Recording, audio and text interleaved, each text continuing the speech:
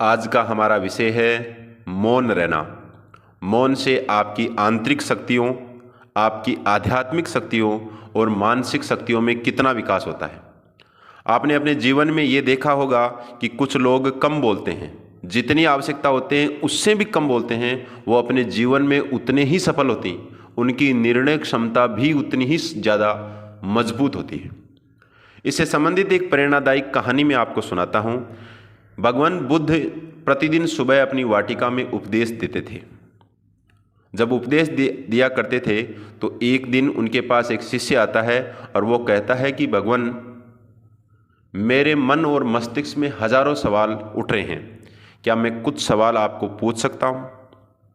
तो भगवान बुद्ध उस शिष्य से कहते हैं कि आप सभी सवाल पूछ सकते हैं, लेकिन इन सवालों को पूछने के लिए आपको 1 वर्ष का मौन धारण करना पड़ेगा, और उस 1 वर्ष के मौन धारण के बाद आप मेरे पास आओगे और आपके सभी सवालों के जवाब मैं दे दूंगा।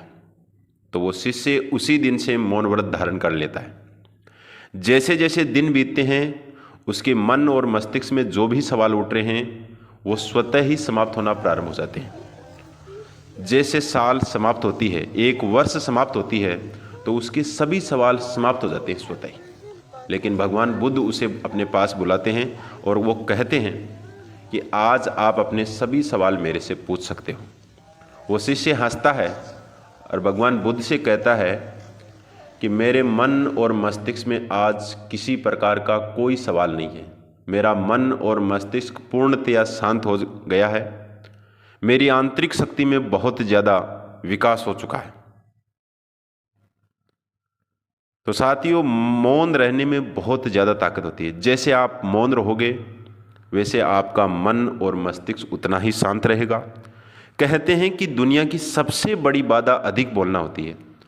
जैसे आप ज़्यादा बोलोगे, ज़्यादा बाधाओं का सामना करना पड़ेगा। उसी प्रकार आपका मन और मस्तिष्क भी अशांत हो जाएगा। धन्यवाद दोस्तों। तो कम बोलना है, मौन रहना है।